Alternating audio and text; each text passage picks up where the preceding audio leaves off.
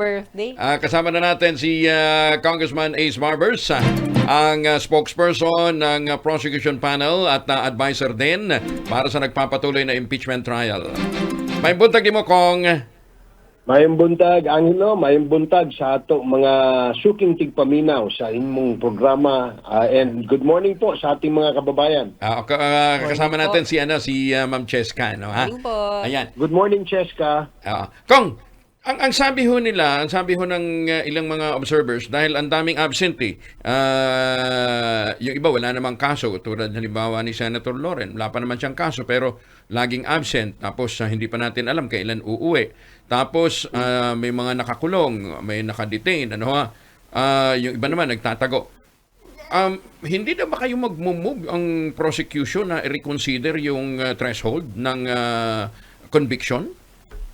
Well, kung natatandaan natin, Angelo, Cheska, nung first day of the trial, nung pag-umpisa pa lang, no, na ilatag na kaagad ng ating presiding officer na as of the time na nag-umpisa itong trial na ito, ay base sa ating saligang batas, ay 2/3 pa rin, no, ang threshold. No.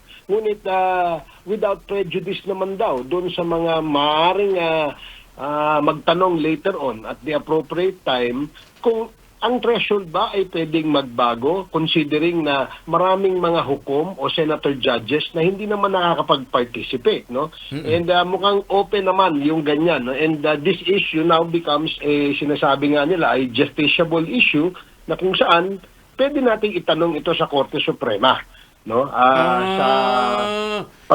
Para magkaroon ng bagong desisyon tungkol dito at maging klaro, no, para sa ating lahat kung ano ba yung mga magiging threshold kung sakasakali na merong mga hukom na hindi naman nakapag-participate, hindi nakita ang ebidensya, hindi nadinig o nakita man lamang yung mga demeanor ng ating mga witnesses na kung saan yun ang binabasihan naman sa kanilang mga desisyon. So maaari siguro at the appropriate time, Angelo, baka idulog ito sa ating Korte Suprema. Sinong dudulog? Well, ang interested parties, no, siguro isa dito posibleng prosecution, posible rin naman na isang membro ng impeachment court o isa sa mga senator judges. Pwede rin naman na ang palig din sa depensa, pwede rin silang magtanong, no, or any taxpayer. Pwede idulog ito.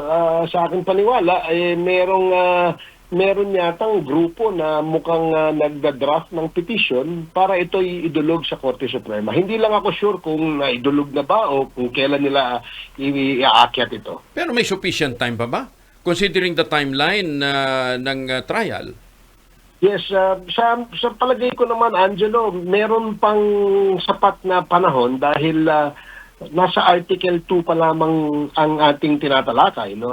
Remember, 4 po itong ating articles of impeachment at nasa kalagitnaan pa lamang tayo ng second article, o yung Article 1 na kung tawagin natin ay confidential funds. So, meron pang nakalinyang ilang pang mga tetestigo na base sa line-up na sinubmit namin sa pre-trial conference. At may panahon din naman na ang defense panel naman na magpipresenta ng kanilang mga witnesses. So medyo may panahon pa rin tayo, Angelo. Ayan, medyo na-delay ho ang hearing dahil 2 araw na ho tayong suspended.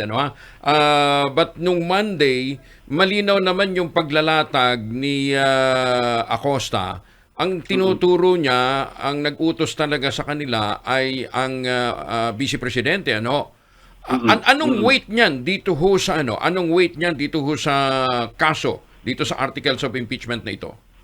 Well, kung natatandaan natin yung unang tumestigo na mga kawani ng Commission on Audit, ang kanilang sinabi ay may nakita silang mga irregular, illegal, and improper use and liquidation of the confidential funds.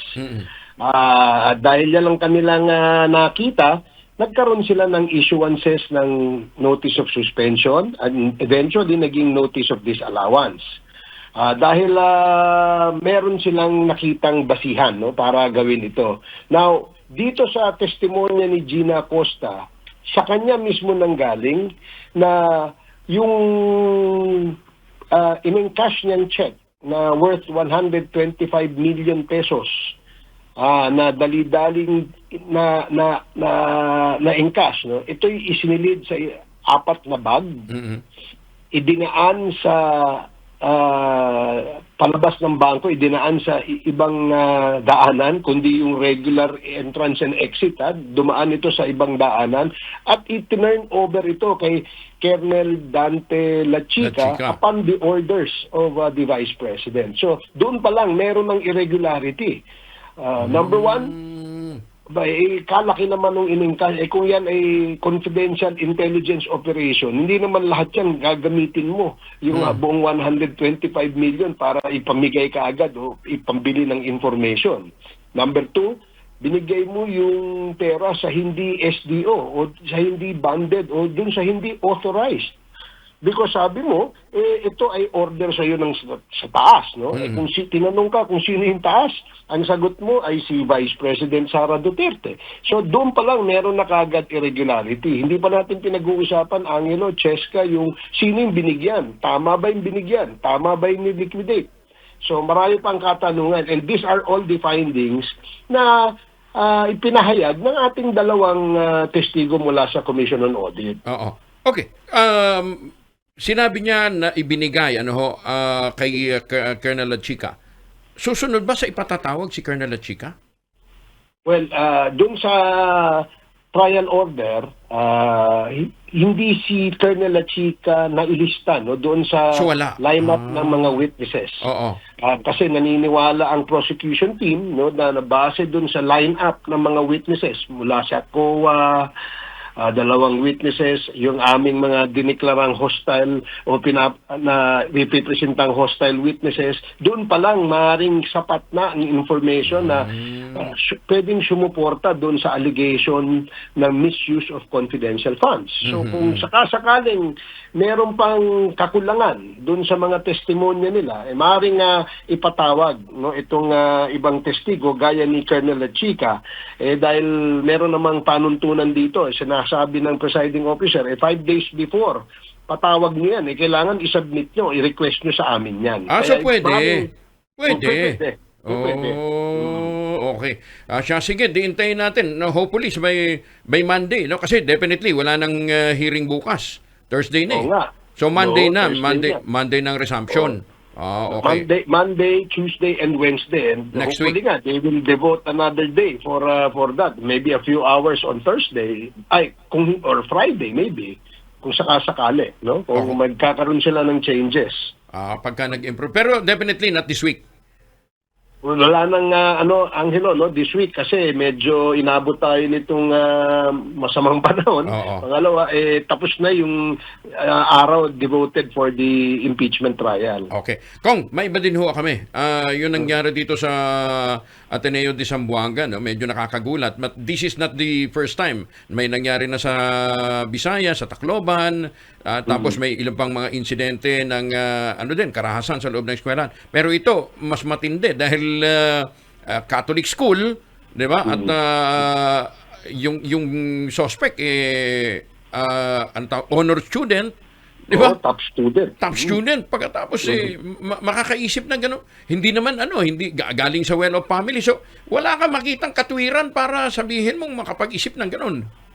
Oo nga, talagang nakakalungkot na yung mga ganito nangyayari at mga bata ang nagiging marahas, nagiging bayulente, no? Yun ang isa sa dapat nating makita, mapag-aralan, no, sa ating mga educational institutions.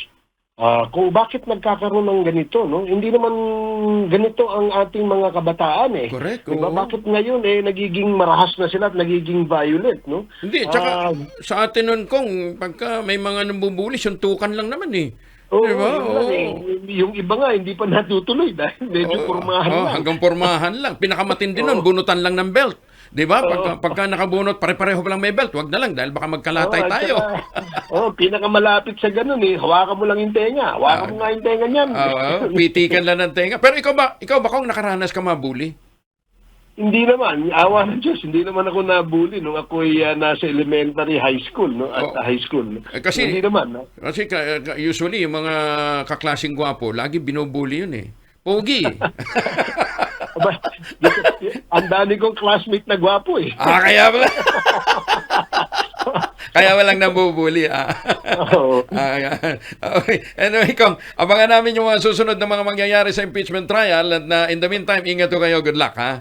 Okay, maraming salamat, Maraming salamat. Angelo and Cheska. More power. May buntag, si Congressman Ace Barbers, ang spokesperson po ng prosekusyon sa nagpapatuloy na impeachment trial. Radyo natin nationwide.